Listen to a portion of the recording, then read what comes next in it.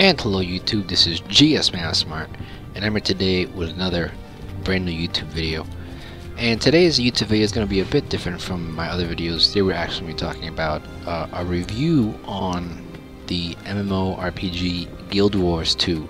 Now the reason why I decided to create this review was because I know a lot of people are either not sure if it's a good investment to buy the game and play it, or not a lot of people are sure about what the game's about. Now, even though the game is a one-time payment and there's no monthly fees, you do still have to make that one-time payment, so it's not completely a free-to-play. It becomes a free-to-play after you make that one-time payment and buy the game. So I know there's a lot of reviews out there on YouTube, and I know that when I was planning to buy the game, I was looking at those reviews to see if it was worth buying it or not. And you know, you really can't tell if the game is for you unless you play it. The reviews can only tell you so much, and I'm going to try my best to give you a good idea of what the game offers and if it's for you or not. Now, to start off, the price of the game is $50. I got mine for $25. You can get yours for $25 as well. If you go on the Guild Wars 2 website, sometimes they will have 50% off sales, and I think they're like every month or every 2 months, so you can get your hands on the game for 50% off for $25. And I think for $25 it's a great deal. For $50, I'm not sure if I would have gotten it, but for $25 is definitely a good deal for this game. Now, to start off, the game has a good mix between PvP, PvE, and anyone who likes to do like guild stuff. It's a pretty good mix. Now I'm aimlessly walking around here. I'm gonna be talking about like the environment, all the graphics, all that stuff later. But the game has a good mix between PvP, PvE, and raiding with the guild and stuff. You can't actually raid, but you can go with your guild into little special guild missions. So, and there's a little bit of everything for everyone who plays this game. If you're a crafter, you can do lots of crafting in this game. One good thing about this game is that it's a lot of variety in it. You don't really need to grind. If you like to grind, though, you can grind dungeons. If you like to play casually, you can play casually. If you like to craft, you can craft. You know, if you just like to explore, you can explore. The game basically rewards you for anything that you do. So this is the map right here. It's a pretty big world. And this is my level 80 character. I still haven't even gone to some of these areas here yet. The world is just absolutely huge.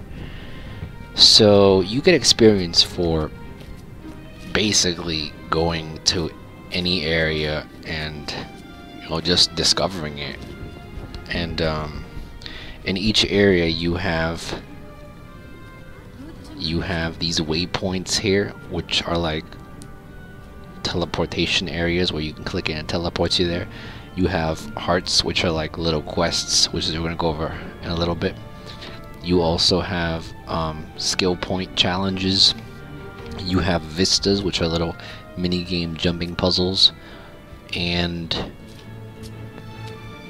you have the points of interests, which are, let me see if I can find one, which are these things right here. So there's a bunch of these, as you can see on the left side. I've only discovered 26% of the map. I'm on my max level here. So the world is huge. It's a really big world. So if you like exploring, it's a great game, but it's also good for PvE, PvP, and if you're buying this game, you're definitely buying it for World versus World, which is PvP on a much larger scale. It's basically a server versus another server, and this is the main reason why you're buying Guild Wars 2, because you want to have that server versus server mode. I think this is this is a game that does it really well, and you can join whenever you want. You don't have to be a certain level because you get max to level 80. But yeah, so you basically get rewarded for whatever you do in the game. It doesn't even matter. You can go out and, you know, mine things, gather things, chop down wood. You get experience. So I mean, that could be a bad thing because, you know, you can level fast. I'm not saying it's easy to level in this game because it does require time, but if you really wanted to, you could get to level 80 within 2 weeks if you really sat down and played all day and, you know, just took advantage of getting all the experience. So yeah, so that's basically like how the game generally works. It is like your general style MMORPG where you level up, gain skills, do quests, and that sort of thing. And it's very different from other MMORPGs like World of Warcraft. Very different. Final Fantasy 11, EverQuest 2. You know, a lot of other MMORPGs that I've played and I've tried. It's very different. And I think what Guild Wars does, it takes a lot of things from all the other games and combines it into one. Now, talking about gameplay wise, there's tons to do. There's tons to do, and to start off, let's go ahead and start with the questing. Now, here's my gear. Some of this is damaged because I died too many times. I have to go repair it.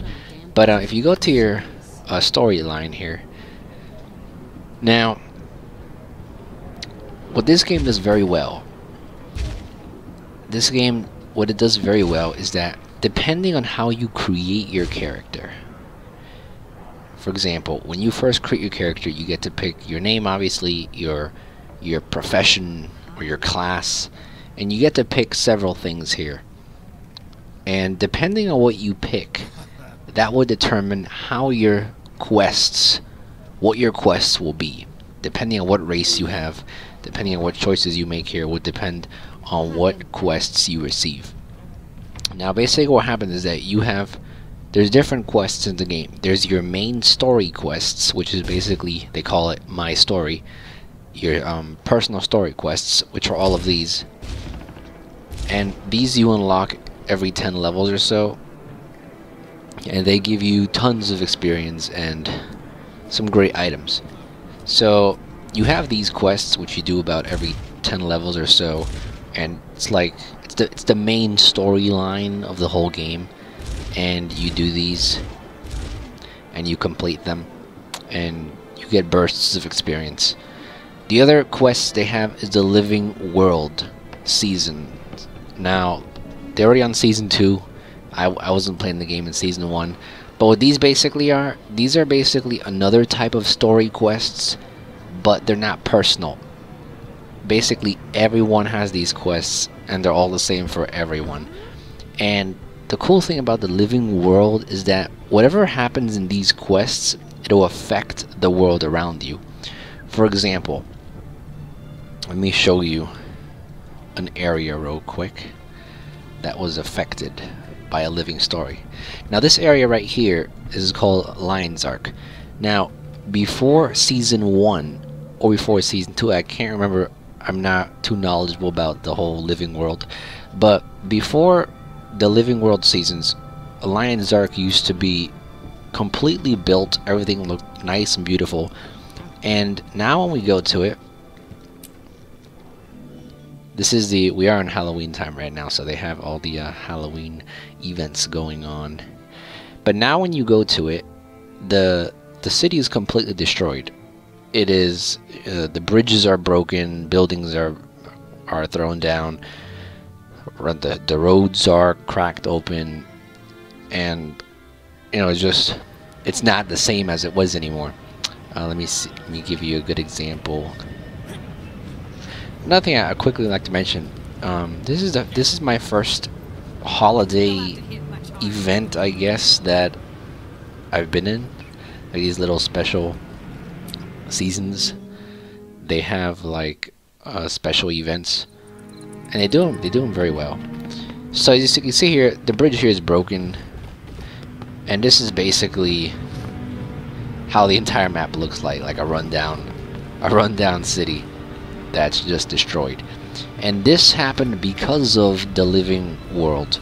So basically, you have your main story quest, which is your personal story, and then you have your living world season, which are basically the quests that affect the world around you, and these are released by the developers every few months or so, and you can only do these at level 80, I believe. And then you have your normal questing, like in every map area. Let me give you a good example. In every map you have, in every zone you have regular quests. Now these regular quests are these hearts here. Now the cool thing about the quests in this game is that every heart that you do, you obviously gain experience, you obviously gain gold, you gain items sometimes. But the cool thing is, it's not like in every other game. For example, say you start your quest right here. In every other game, there will always be some quests that say, okay, you're gonna start here, you're gonna go over here, you're gonna kill some things here, you're gonna come back, you're gonna talk to me again, then you're gonna go and grab the things that you got and go and bring it to this guy over here. But then this guy tells you, oh, I don't need it, you gotta go bring it to this guy over here. And then you finally finish your quests. It's a lot of walking around, a lot of, you know, just get this, bring it to this guy, bring it to that guy, quest is done. A lot of walking, a lot of bringing you from one side of the map to the other side of the map, you know, just for your reward. The thing that this game does very well is that you don't even need to go to this person to start the quests. All you need to do is be in this area. As long as you are in this area, you have access to the quest. You don't need to talk to anybody. If you don't want to talk to anyone, you can obviously still go to this person and you can still talk to him and he'll tell you what to do in the quest, but you don't need to do that. You can just go to this general area, and at the top right of your screen, right here, top right of your screen, it'll tell you what you need to do. As soon as you finish what you're supposed to do, your quest is complete, you get your rewards. You don't need to walk anywhere to turn your stuff in, you don't need to go to any other guy to, you know, get credit for the quest. You do what it says and that's it. So there's no more back and forth running across the map just to finish a quest. You know, it's very simple and very easy. Another thing you can do in this game is world bosses. Now world bosses are these giant bosses that are really hard to do, and you have like a group of 40 or 50 people who join in one area and they go to kill, you know, a giant boss, and at the end you get a chest with like a lot of amazing things in it. I'm gonna see if I can go to one to show you guys on footage, but that's another big thing this game does very well. The game focuses on cooperation. It really wants to tell its players that they need to cooperate, and a lot of these world bosses, you really do need to cooperate in order to, you know, get certain things done. I'm gonna go ahead and see what event is starting so I can see which event I can show you guys. One moment. We're gonna see what event starts. Okay.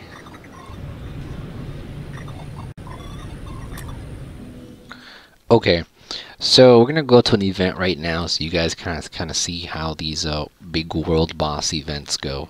But that's another big thing that, you know, you can do in the game if you are looking for like a grindy type of play style, and, you know, just making a ton of money. Then you can do that here. and you'll see.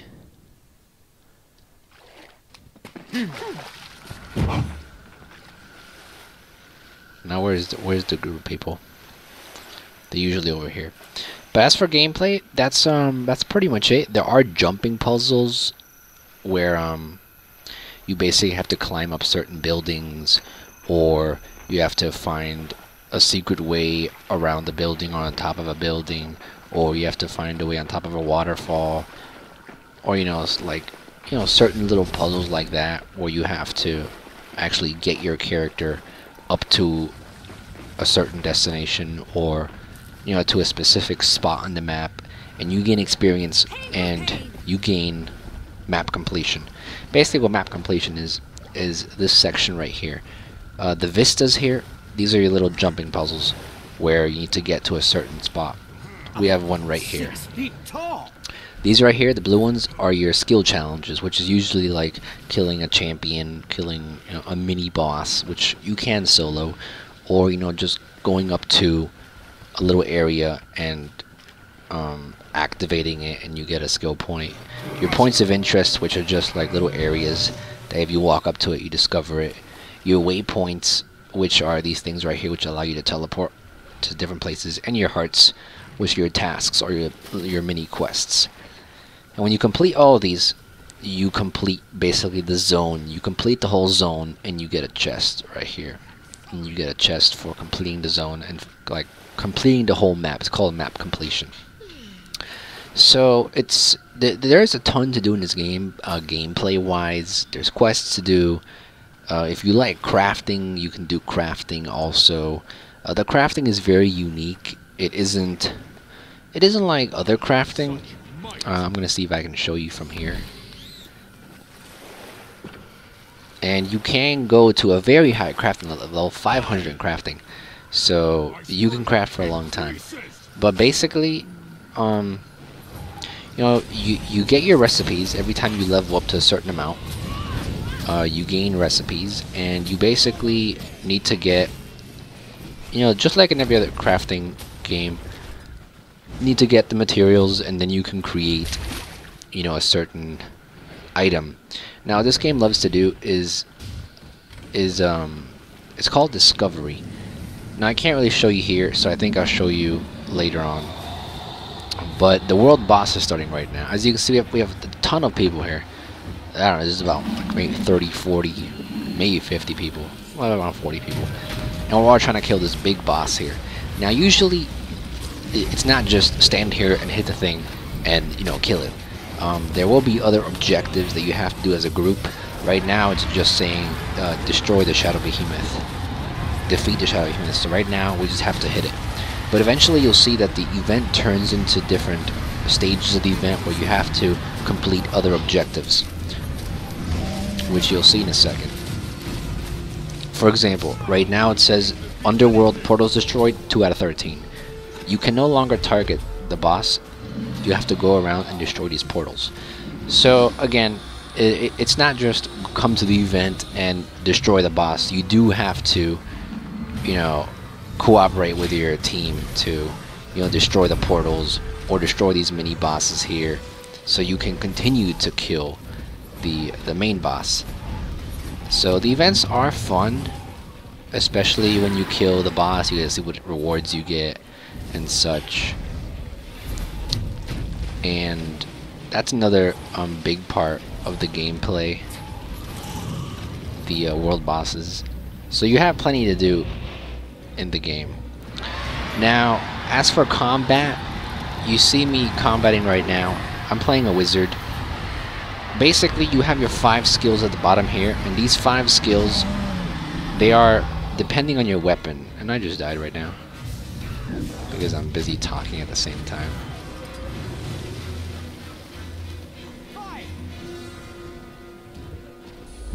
Let's see if I can come back alive. Nope, I can't come alive. We're just gonna teleport and come back. My gear's still okay. But basically, your 5 skills at the bottom here, it depends on what weapon you have equipped. Right now I have a staff equipped.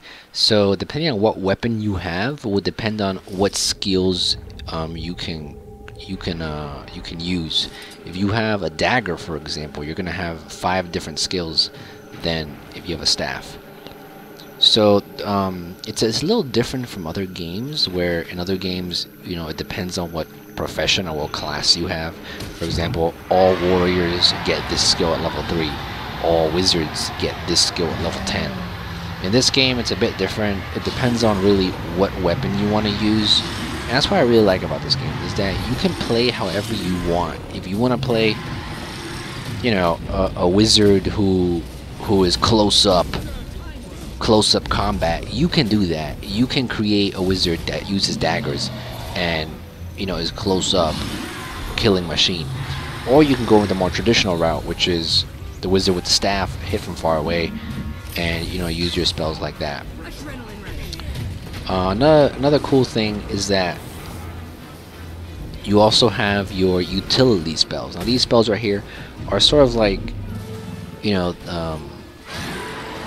spells on the side that help you out. They're not really all offensive spells. I mean, some of them are, like Firestorm right here is an offensive spell, but Arcane Shield here is a block spell. It blocks incoming attacks. Signet of Earth increases your defense. So these are kind of utilities, and you have your heal here. And again, these are all different depending on what class you have. So every class has different utility spells, and every class also has different spells for each weapon. Meaning a warrior who has a staff is not going to have the same spells as a wizard who has a staff. Or a wizard who has a staff is not going to have the same spells as a guardian who has a staff. And as you can see, we just completed the event here. We get a little medal, we get some experience, we get some karma, which is another type of currency in the game. We get a little chest here for completing the boss. And then we get the big chest in the middle, which is right here. And as you can see, we get a bunch of stuff here as well. And if we look at inventory, we have all of our stuff here. So combat style, it's a fun combat style. I would say that it's not as boring as some other ones. It's not as boring as you sit there and just spam keys. This combat style, you do have to think a little more, and each class is really good in its own way. Another cool thing about this game is that you can build your character however you want. If you want to build your wizard as a pure support healing machine, you can do that. And you can basically create a wizard that just focuses on healing. Now, the Elementalist, which is a wizard, they call it the Elementalist in this game. As you can see, you have different spells here. Now, in other characters, you can switch weapons. You can actually have 2 sets of weapons. On the Elementalist, you can't have that because he already has 4 different, you know, attunements of different elements. So you have basically 20 spells here. And if you change the weapon, you have 20 different spells again. Right now I'm using a staff, but if I were to get a dagger, all these spells will be different. But for other classes, you can switch weapons. There'll be a little button right here that'll basically allow you to switch classes. I mean, to switch weapons. I think I'm going to show you that right now on my Guardian, so you have an idea of how that is. But you'll see that every class sort of has its own strengths and weaknesses, but you can play it however you want. If you want your wizard to be a defensive wizard, you can do that. You have the spells to do that. If you want your guardian to be an offensive class, you can do that. If you want it to be a defensive class, you can do that. You can build your character however you want. Now here we're in Lion's Arc again, and the reason why all my characters are here is because all the Halloween stuff is going on. But as you can see, a little button right here, it switches weapons. Now here I have a mace and a shield. As you can see, a mace and a shield. And in my secondary weapon, I have a staff. So you can switch weapons. You can switch weapons right in the middle of battle, and you can, you know, completely change your fighting style. As you can see, each has different spells. Now this is a staff. My wizard also had a staff, but you see spells are completely different, and a completely different a play style here. Instead of having different attunements of elements, you have different buffs here. The Guardian is a very support oriented character, so you have a lot of spells that help your allies or give them buffs or heal them. So that's it for combat basically. It's you have to pay attention to it. You can't just go around and destroy things easily, you know. And another thing about combat is that depending on what zone you go into, for example, Gandrin Fields right here, this is about a level 30-40 area. I'm a level 80, so I'm max level. But what this game does is that it'll scale your level down to the zone. So no matter what zone you're in, if you're the highest level, even if you go to a low level zone, you can still die. So it's kind of a good thing and a bad thing. It's a good thing if you like a challenge. If you don't want to go around, being super powerful and just destroying everything.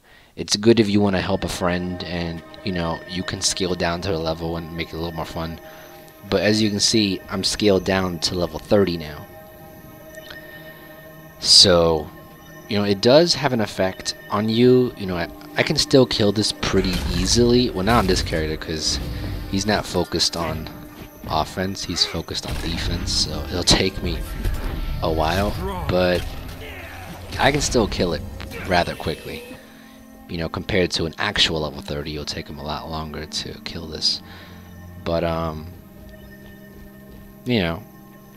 it does scale your level down depending on what area you're in, and that's basically it for combat. As for the graphics, graphics are really good.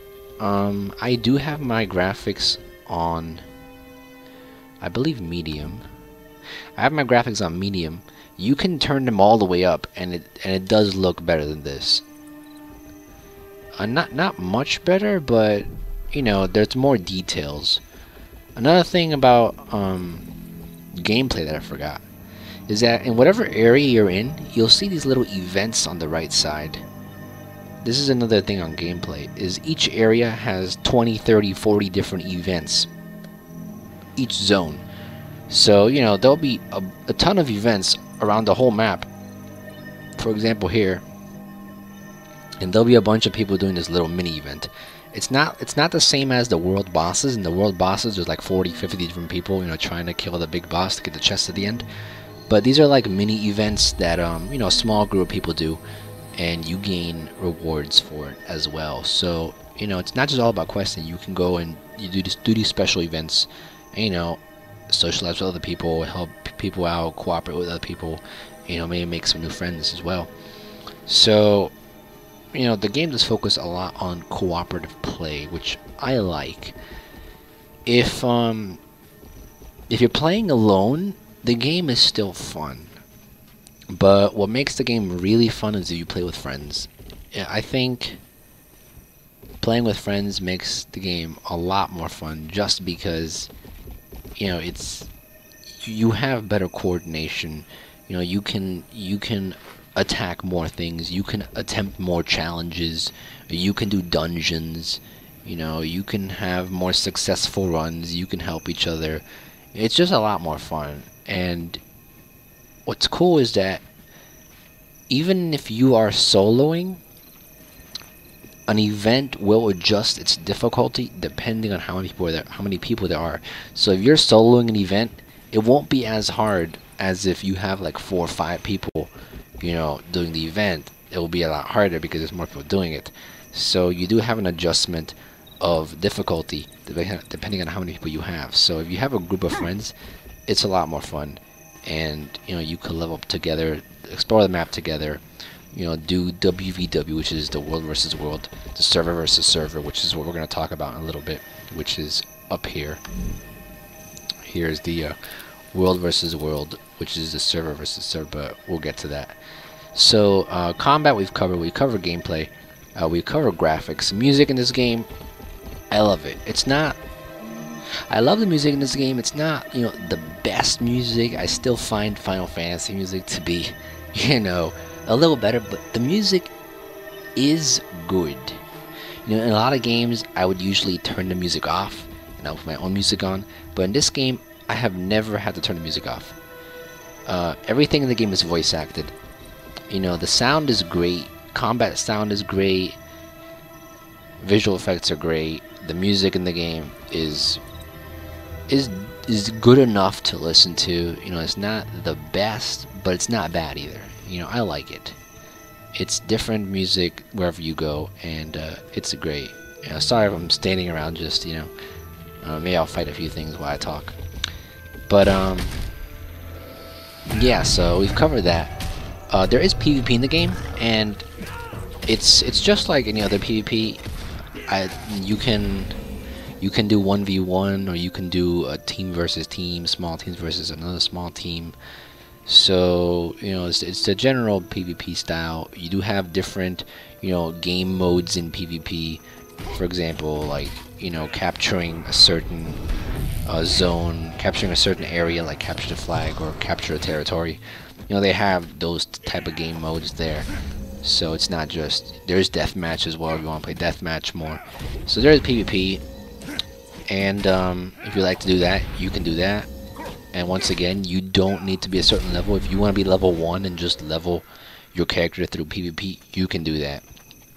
So the game does give you a lot of freedom. If you want to level through server versus server, you can do that. If you want to level through PvE and quest, you can do that. If you want to level through PvP, you can do that. In PvP, it'll bring you to level 80. It'll give you all your skills. You know, you make your build and you go in PvP. So you do have the freedom to level and play however you want. Let me see if I can find some, you know, some gathering resources like chopping down a tree or mining, so I can show you that, you know, you really do get experience for whatever you do. Even if you revive an ally, you get experience. And in this game, any class can revive. You don't need to be a healer to revive. Let's see this person right here. We can revive him. If he doesn't, there he is. You see, we can revive him. You know, it doesn't matter what class you are, you can revive. And the more people reviving someone, the faster it obviously goes. Right now I'm getting attacked, but I have a ton of defense and a ton of health, so not gonna do much damage to me. So let's just get this guy up real quick. And you'll see that we get experience even for reviving the guy. I promise a pain. If these can stop hitting me, that'd be great. You know, let's just kill these real quick. I need help over here.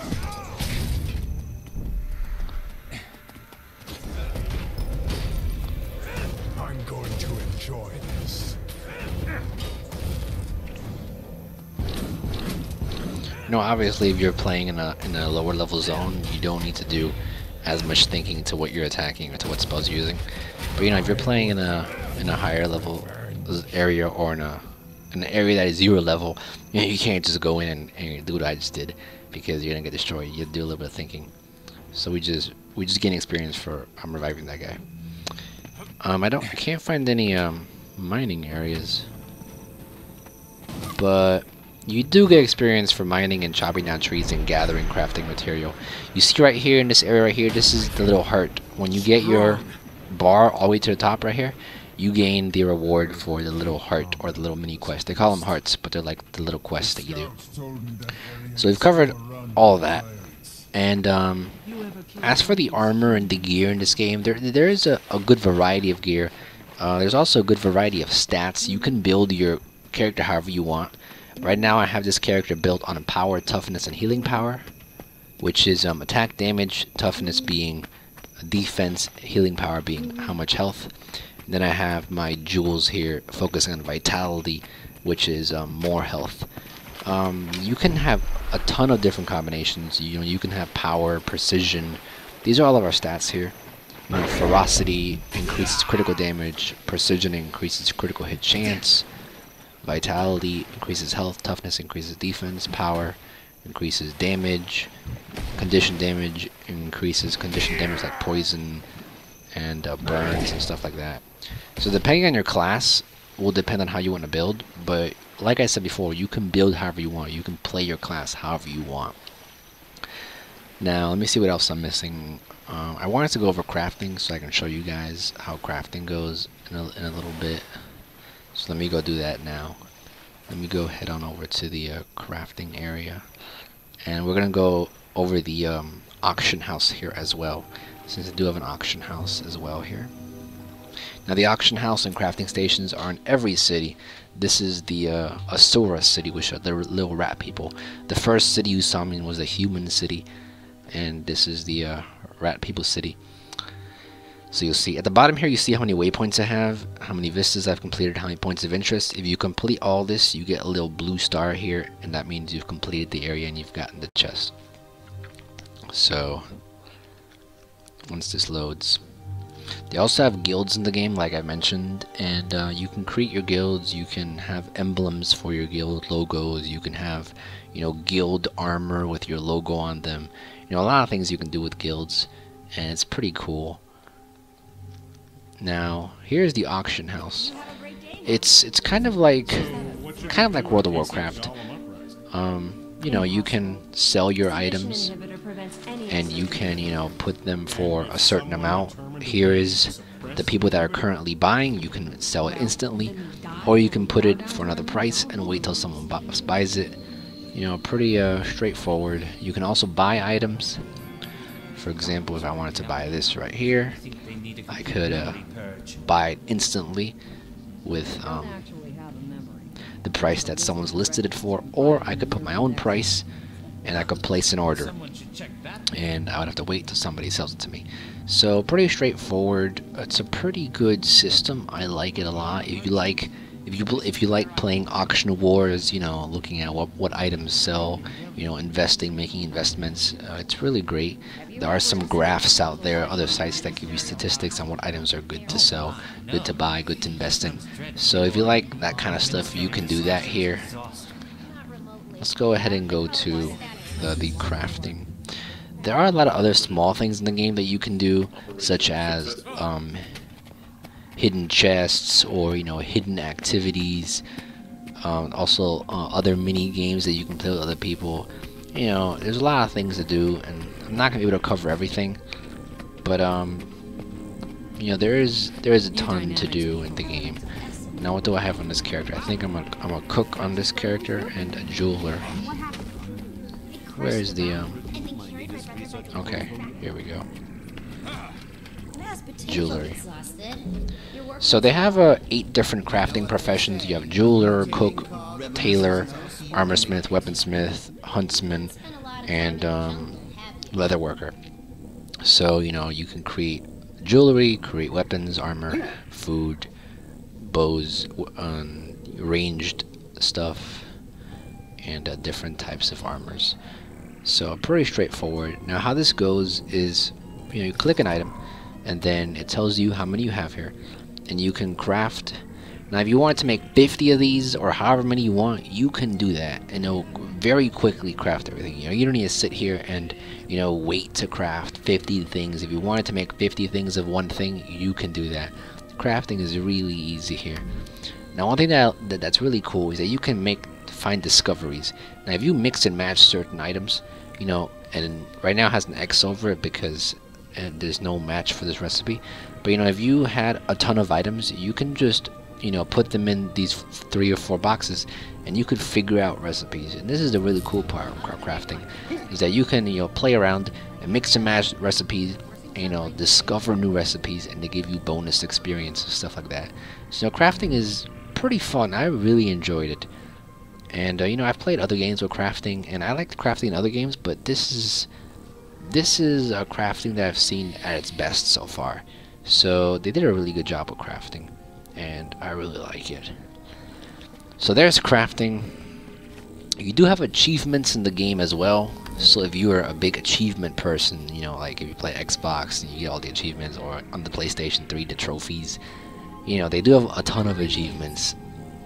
They even have achievements for the holidays. Right now there's the Halloween achievements, and they have a ton of achievements really. They have collectible achievements, You know, they have PvP achievements, world versus world. They have general achievements, which is, you know, for exploring, fashion, weapon master, community, tradesman. If you're like the auction wars, you know, killing things, questing, dungeons. You know, a lot of different achievements. And if you complete these achievements, you get chests at the top that give you money or give you different weapon skins. Now, speaking of skins, another really cool thing about this game, and I love this, you can color your clothes whatever you want. If I wanted to be a blue guardian, I could do that.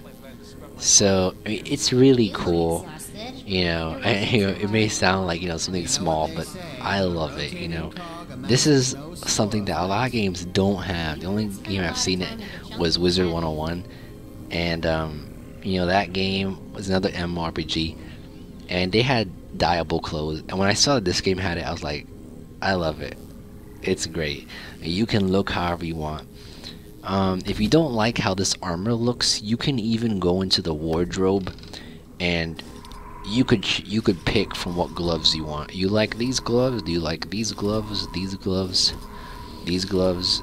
Maybe you like these gloves. So, you know, it really depends on what you like. And how you get these skins is just by finding different equipment, and you start unlocking skins. You can also buy, you know, special skins. They cost money though.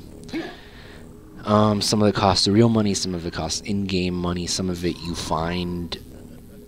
So you can pretty much make your character, you can make him look, you know, however you want to make him look.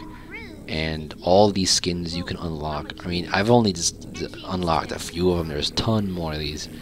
And you can basically create your character however you want. And make him look however you want. They also have, you know, another thing to add to gameplay is that they do have daily achievements, which is like a little checklist. You know, if you already, you know, if you only have a little bit of time to play, you know, do your dailies, because your dailies will give you a good amount of experience. They'll also give you, you know, gold, and they'll give you laurels, which is, laurels are these right here, and you can turn these in for, you know, special prizes, special equipment, for some really good stuff, for high level gear that's really rare. So, you know, if you do your dailies, you get a bunch of laurels and you can turn them in. Same with karma. Karma is gained by usually doing hearts or participating in World versus World. Gold, obviously, through you know, selling and stuff like that. And you have a bunch of other currencies here that you can get different ways, and you can turn in for you know, special prizes. Now, one thing I know everyone's asking about: how does this game make money? They make money off of gems, which is basically the real money currency. You can buy gems with real money, and you can go to the gem store and you can buy these special things. These are where you can buy different skins, different ways your character looks, different clothes appearance, different pets that follow you around. Right now they have a lot of Halloween stuff. You don't need any of this. I mean, honestly, I've never bought anything in here. There are a lot of cool things that I would like to buy. You know, a lot of nice things that really look cool. And, you know, you can use your money if you want. But, I mean, I've honestly never seen a use or a need to buy any of these. Some of it is cool though, especially the instruments. I was thinking of getting these instruments because you can actually, you know, play your own music, and it's pretty cool. So they do have a lot of cool stuff in here, but it's not really, it's honestly not necessary. I mean, if you like, you know, some of these things, you can definitely invest in them with the real money. But if you don't, you can always, and I love this about the game also, you can use your in-game gold to buy gems. So you don't even need to use your own money. You can use the money you make in the game to get gems, and then use those gems to buy what you want in the gem store. So really cool. If you have a bunch of gems, you can convert them into gold. So, you know, again, very cool. A good option here. So you don't have to pay a single cent after you buy the game if you don't want to. It's also not really pay to win, because everything in the gem store is kind of like cosmetics. A lot of it is, you know, optional cosmetic things, you know, to make your character look cool, or to, you know, to have a little mini, they call them miniatures, you know, to have like a little mini follow you around. Some of these are really cool, and some of them you can only buy with gems, but the ones that I have right now are this one, both of these are Halloween style, and I bought this one from the auction house. Some of these you can buy from the auction house. They call it trading post here. So am I missing anything else? We covered PvP. You know, this is your rank. I haven't played much PvP, so my stats are pretty horrible. But you do get rewards, so you know, if you like PvP, you do get the rewards. You get gear, armor boxes, you know, rare stuff. So it is rewarding, which I like. I'm just not very good at it though. So we've covered PvP. WVW we're going to cover next. Guilds. This is my little guild. You know, nothing special, just a small group of friends that we play with. You can, a cool thing about guilds is you can have upgrades. You know, here's your guild emblem. You can create your own guild emblem. I'll go over and show that to you guys right now. And you can, you know, just buy a bunch of upgrades for your guild that will give you experience boosts, or, you know, or more rare equipment drops, or, you know, more space in your bank, stuff like that. It's pretty cool, you know. And you basically gain influence points, which is this right here. And with influence points, you know, whatever you do in the game, any event that you do in the game, and you complete the event, you gain influence points towards your guild. So, and then you can buy these upgrades with the guild. So you can create your own ranks. And here are your guild missions. We haven't done any guild missions yet, but you can do guild missions, and they also give you more points. Let me go ahead and show you the guild emblem editor real quick, and then we're gonna head on to we're actually gonna head on to one more section before we go into WVW. Now, where is the guild? Here he is. No, this isn't it. This is it. Here you go. You can basically create your emblem however you want. They have plenty of different options. You know, some of them are silly, some of them are really cool. So, well, you can change whatever colors you want of it. That's incredible. You know. Let's go ahead and go into the one last section that I didn't go over yet, which is skills. Now, remember this, we saw this icon on the map. You can get skill points by leveling up, obviously, and you can get skill points by doing the skill challenges, which is right here.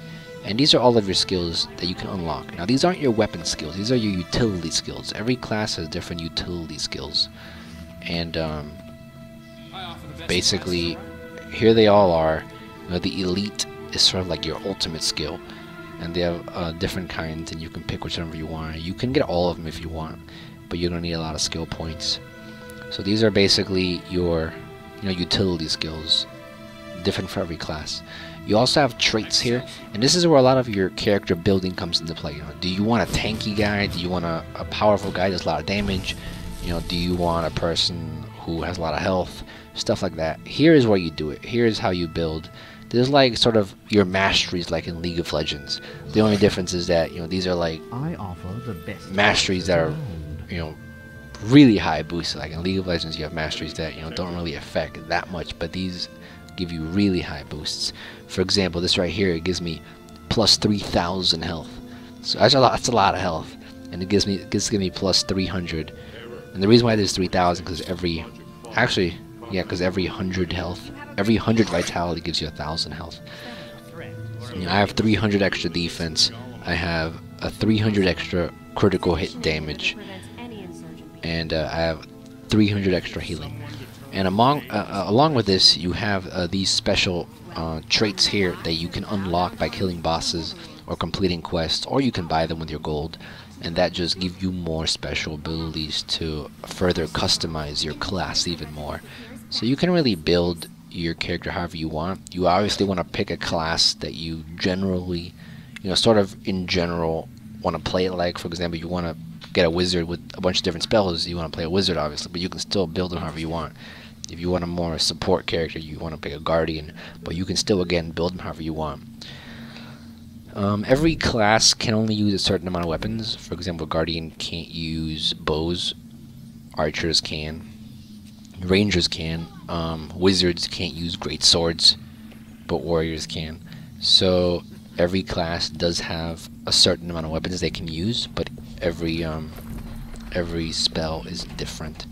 All spells are different.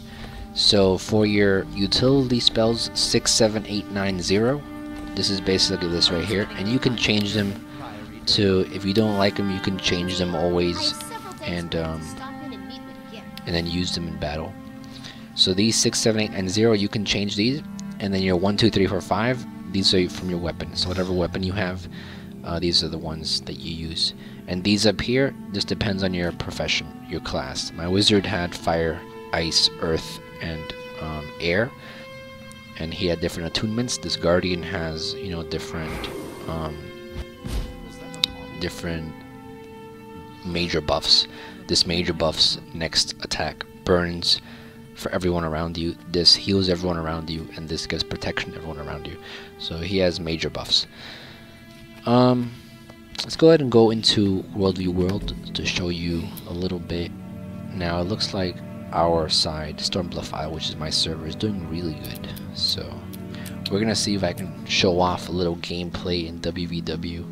That's the short way forward, World vs. World. And once again, you can explore the area if you don't want to, join the massive army battle. I'm not sure if I'm gonna be able to show you like, a fight where our whole army go against another whole army. But that is kind of what happens here, is that sometimes you go into battles where you're fighting, where it's your server versus another server. Now be aware, this is not the whole server, this is just people who want to play this game mode. So sometimes there will be nobody on and you're the only one here and your team's getting destroyed. But other times, you'll have people from your server playing, and you can join in.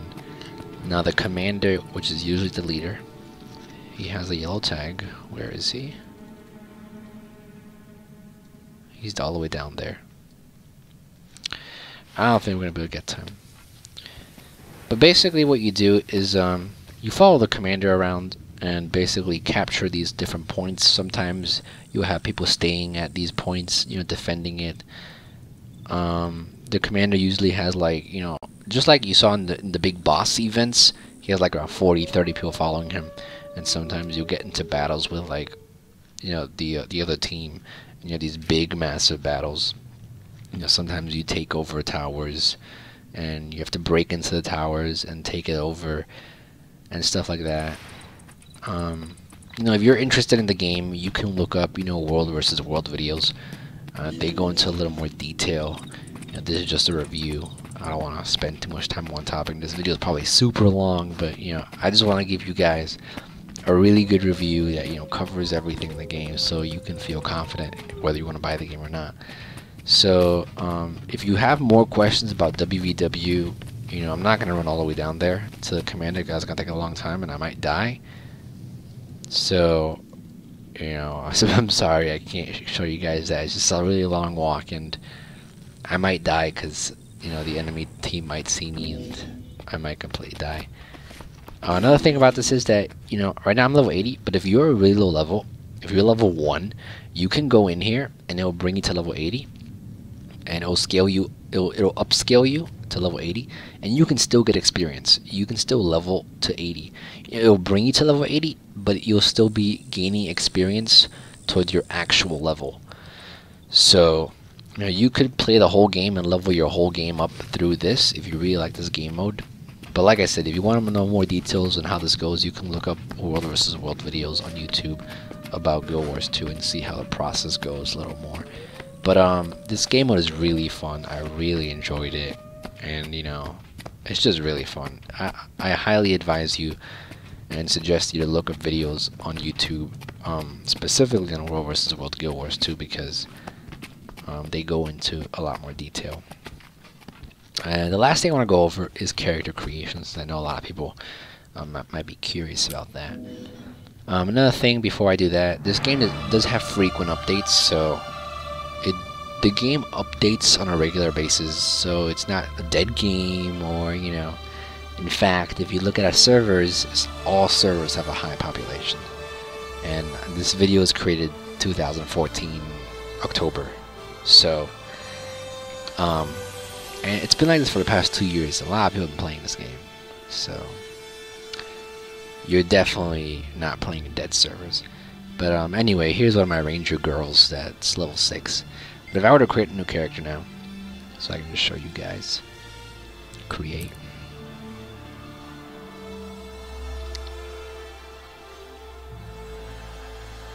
Come on. Now here are your different races. Now each race starts in its own city, obviously, and it's kind of weird because this is supposed to be the first thing in the review. I'm making it the last thing in the review. It's kind of backwards, but you know, this is my wizard, the small guy. One thing to know is that you can be whatever class you want and whatever race you want. So it's not just like, oh, the small people can only be the wizards. They can be warriors too. They can be rangers too. These big guys can be wizards, warriors, rangers, whatever they want to be.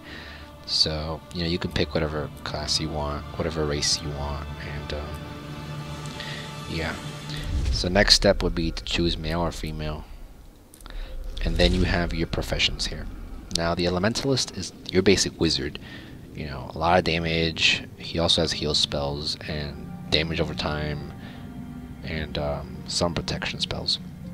Then you have your warrior, which is heavy, massive damage, very offensive. You have your guardian, which is more of a support, defensive class, still doing damage though. Your engineer is sort of your special class, uses guns, grenades, a lot of area of effect, that type of thing. Your ranger, obviously long range with bows. He can also control a pet. You can also tame pets around the world. It's kind of like a beast master from Final Fantasy 11 if you've ever played that. You can control pets and make them your own, and you know, have them fight for you. You can actually collect, you know, all the animals in the world, and you know, own them and, you know, summon them whenever you want to help you in battle. Then you have the necromancers, which is I believe they have a lot of summon the dead to fight for them. They have a lot of condition damage to strengthen themselves. Now there's life steal. I'm not too familiar with the necromancer, but it's another sort of mage. They can summon dead things to fight for them. The thief is can go invisible, sneaky attacks, you know, a lot of critical damage, stuff like that. And then we have the mesmer, which can create portals, condition damage, kind of a mix between the wizard and the necromancer, maybe. I'm not sure. I don't know much about mesmers either. All I know is they're really good for creating portals and, you know, creating shortcuts for jumping puzzles. You know, there's a massive jumping puzzle that's really hard. You know, the mesmer, if he's completed it, he can create a portal to all the way to the end of the jumping puzzle, and you can get the free chest. But mesmer can be hard to play. But it says right here, mental magic that confounds, controls, or evokes emotion to inner enemies. They can have illusions. This is kind of like the illusionist. You know, one of the unique classes. I'd say the engineer and the mesmer are the two unique classes that, you know, I haven't seen in many other games. But let's go with mesmer, just for the heck of it. Here you can obviously have armor on or no armor on. You can have the light on, no light on. Zoom in, zoom out. You can, how tall he is or how short he is, stuff like that. Here you can choose how muscly he is. For head options, you have, you know, different faces. You have different hairstyles. One complaint, they don't have a lot of hairstyles. I wish they had more hairstyles, but you know, it's a good selection. You know, it's not a it's a poor selection where, you know, you can't find a hairstyle that you like. You know, I think they have a good amount of hairstyles, but I wish there were more. I think I'm just used to, you know, games that have a lot of customization. This character customization, you know, it's not bad. I think it's good enough. It's not overly tedious, you know, where, you know, it's a bunch of different sliders and everything's so detailed. I think it's good enough. And here's where you get a little more detailed. Your eyes and your nose, you can pick what eye color and stuff like that. You can choose your skin color here, hair color here, facial hair. And then you can also have your, you know, starting colors. You know, what colors do you want to start the game with? I'll just make this random.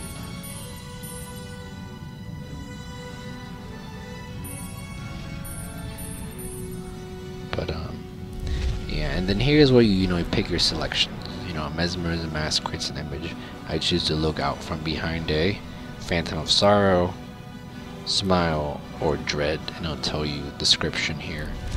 And then here, troll may follow me, but I use my what to overcome it: ferocity, dignity, charm. You know, like I said, all these choices that you make here will depend on how your story quest goes.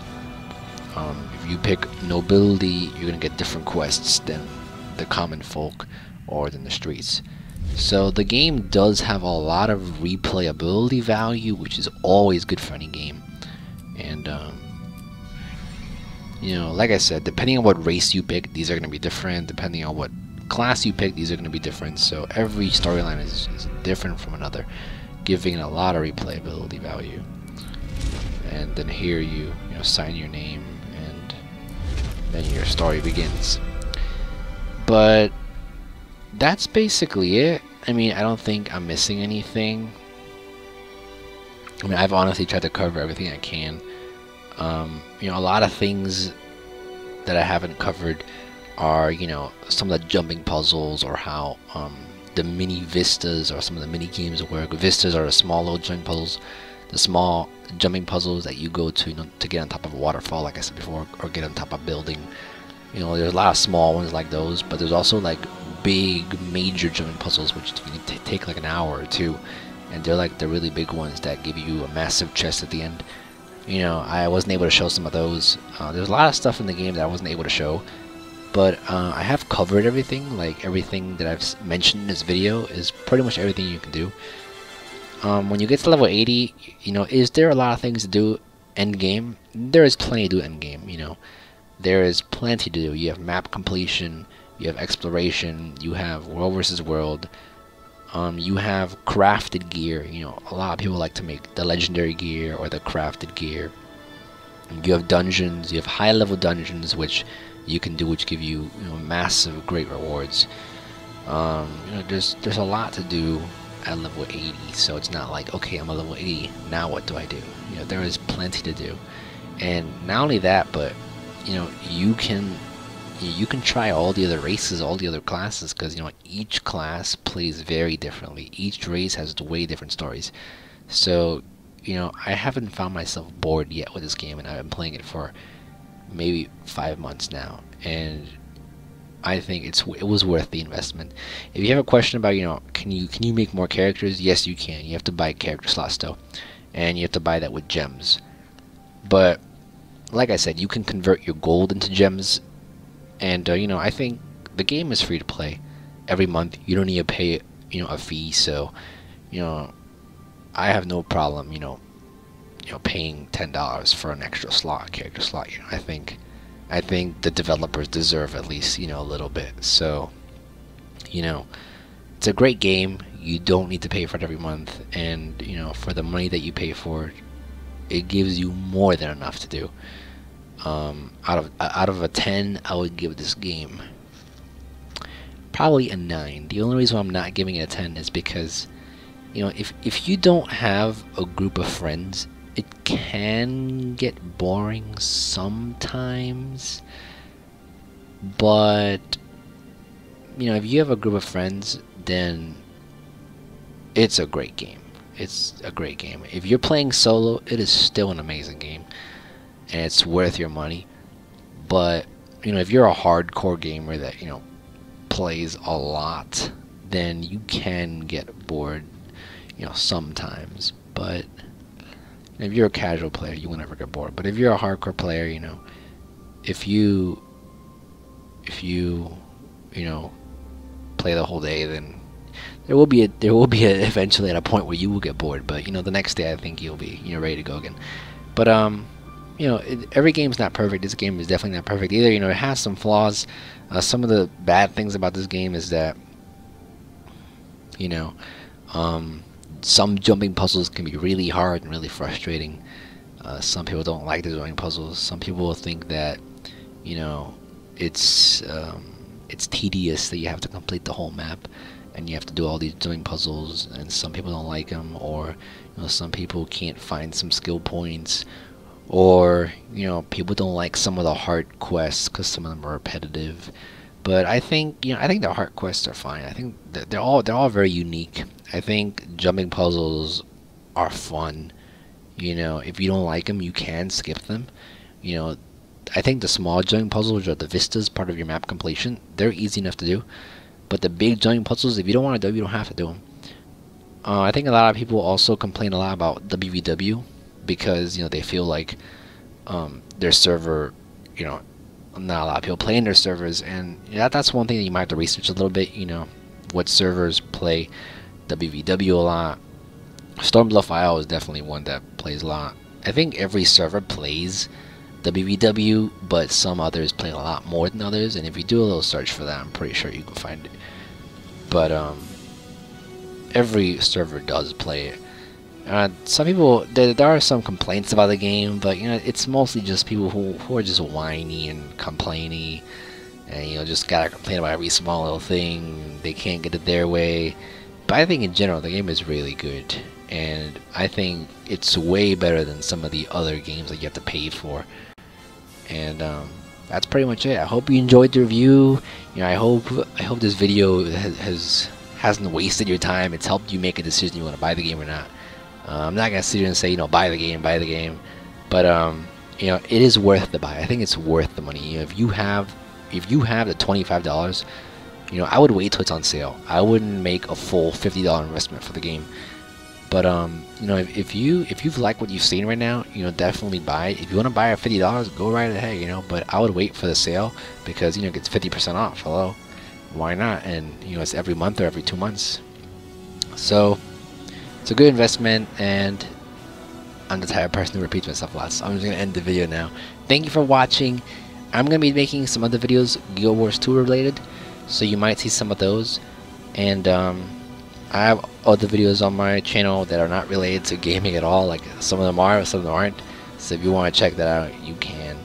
But once again, thank you for watching, and this is GS Man Smart, and I'll be back sooner than you think. Don't go anywhere.